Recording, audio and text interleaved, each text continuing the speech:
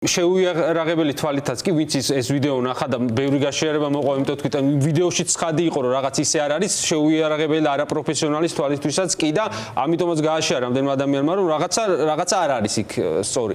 და რაც უცნაური არის ის რომ არის ძალიან ბნელი გარემო და ამ ბნელ გარემოში არაბუნებრივი ელვარება ჩანს. პლუს ამას მე ვეცდები ხა ცოტა უფრო პროფესიონალურ დეტალში შევიდე, რომელიც უფრო ტექნიკურ ნაწილში, რომელიც არ ვიცი რამდენად გასაგები იქნება. ყველასთვის, მაგრამ ვეცდები მარტივენით ავხსნა. როდესაც ვიდეოს შენელება ხდება, თქვენ უყურებთ, რომ ეს ვიდეო ესე კადრებად მიდის, ხო? იმიტომ რომ ჩვეულებრივი კამერით როცა ვიღებთ, არის წამში 24 კადრი, ეს კლასიკური, 60 კადრიანია, ხო? რამდენი FPS-ი აქვს, მოკლედ 8 წერია ხოლმე ტელეფონით რო ვიღებთ, 60 FPS-ით გადავიღოთ 30, ხო მაჩვენ? და როცა ძალიან ვანელებთ, უკვე აღიქმება, რომ ეს კადრებად მიდის და ამ შენელებულ კადრებში სანამ ახალი კადრი გამოვა ეს დანის ელვარება იმ კადრებს შუაში იცვლება. ანუ ეს აჩენს კიდევ დამატებით არგუმენტს, რომ შემდეგ არის ეს დამატებული და იმ პირობებში, როდესაც ვიდეოს აქვს, მოკლედ დაბალი FPS-ი და დაბალი კადრები ესე ჭედვით იცვლება, მაგ პირობებშიც კი ის რაღაცა ელვარების ეფექტი, რომელიც სავარაუდოდ მაინც ვიყენებ სიტყვას სავარაუდოდ, არის შემდეგ დამატებული. ასევე ნახე მე ორიგინალი ვიდეო პუბლიკის, სადაც ჩანს, რომ ხელში რაღაცა უჭირავს, მაგრამ ეს არ ელვარებს. ეს აბსურდია ხა იქ. და მით უმეტეს, როცა ხარისხი უჭდება ვიდეოს, ვერანაირად ეს ელვარება ვერ მოიმატებდა. და მით უმეტეს, რომ რამს გახსოვს. მაგრამ ყველაზე კარგი არგუმენტი მაინც რამდენიც არ უნდა ვილაპარაკოთ ამ ამბავში არის ეგ. რომ პროკურატურას ეს არ უთქვამს. ახლა აი ორი სიტყვით თქვენი ნებართვით შევეხები მეც რახან კომუნიკაციების სპეციალისტი ვარ, რატო აქვს ამას ამ ხელა მნიშვნელობა.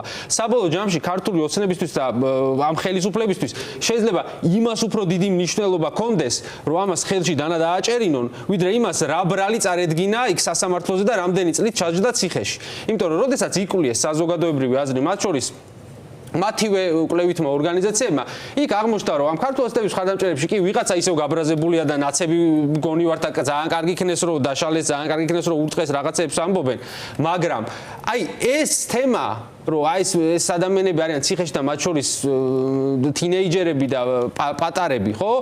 ეს არის ყველაზე ისეთი რასაც გასავალი ვერ პოვა მათმა პროპაგანდამ და ეს არის მათი სუსტი წერტილი. და ახლა როგორც ჩანს დაიწყეს ამ სუსტ წერტილზე მუშაობა.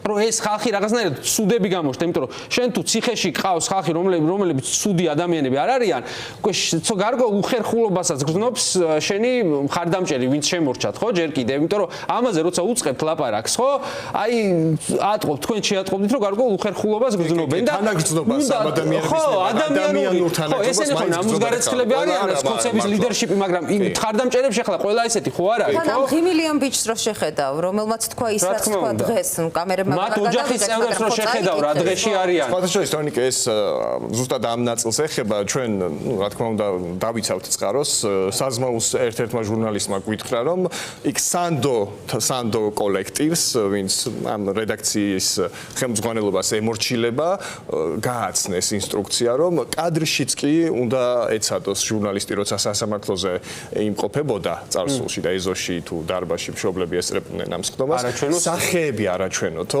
არ გამოაჩინოთ მშობლებიო და საზმაუს ეთერის დათმობას ითხოვენ ხანია სინდისის პატიმრების ოჯახის წევრები და არაჩვენენ.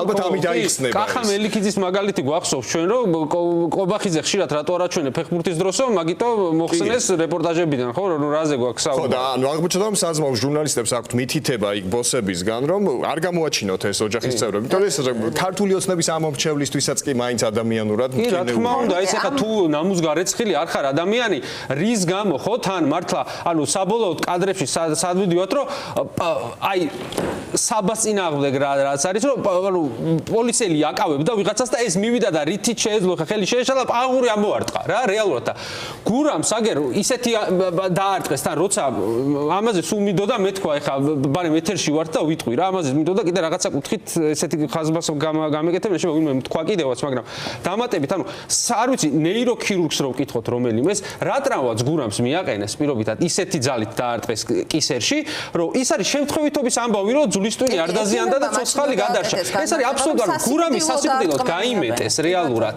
ხო და თან მაშინ როცა ის გურამის ნიღაბი არ ეკეთა და ის არ შეშლიათ არავის მიკროფონი ეჭირა ხო ხელში როგორც მახსოვს და შუქი ქონდა მონათებული და დაპირეთერში ვიყავ იმაზე არც კი ცდილობენო გაარკვიონ ვინ ქნა და რატო ქნა და ამან ისე პაღური ამოაწყათ რაღაცა. ჩვენი ბრად გაარკვიეს იმ ადამიანმა პრემიაც აიღო, ბედნიერია და სახლში რემონტიც გააკეთა.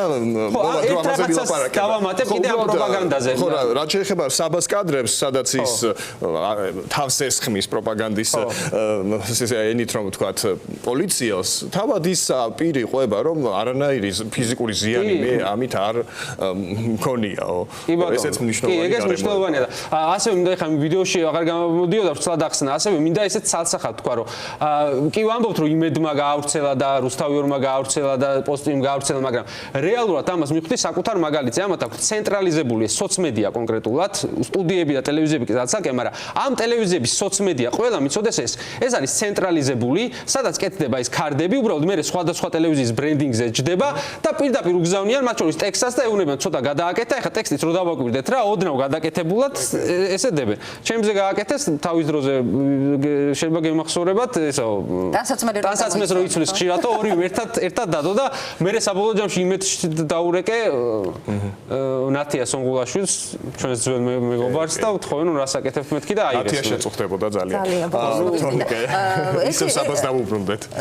ხო, დაასრულეთ. ხო, ალბათ კადრების ნაწილში ხო მნიშვნელოვანია კიდევ ერთხელ მაყურებელს უთხრათ თან ვაჩვენოთ ეს პლაზმაზეც მოკლედ აი ის ადგილი თუ შეგვიძლია ვაჩვენოთ როგორც არაბუნებრივად ჩდება ეს ელვარება და მერე ქრება ხო შენს ძრუხს უკან გამოჩნდება ახლა უბრალოდ წარმოუდგენელია რომ ასე იცვლებოდეს აი შენელებულ კადრსაც ხედავთ ხო მე აი AI-ს რომ უკვეთავ ხოლმე რაღაცა სახალისოდ ვიდეოების გაკეთებას მას აქვს ხოლმე ასეთი ხარვეზები და ნუ ახლა ჩვენ ყველამ ვიცით მონტაჟის სპეციფიკა და ძალიან მარტივია მსგავსი რაღაცა მანიპულაციები და თავარი სპეციფიკა არსებობს ესეთი რაღაცის დამონტაჟება თუ გინდა უნდა გააფუჭო ვიდეოს ხარისხი რაც უფრო ცუდია ვიდეოს ხარისხი მით უფრო ძნელად აღიქმება რომ ეს არის მანიპულირებული და ეს ვიდეო დარწმუნებული ვართ ხა ამაშიც ყველა რომ უკეთეს ხარისხში ჩააქვთ ხა რამენაირად სახელმწიფოს მაგრამ ეს ხარისხი გამოგვიყენეს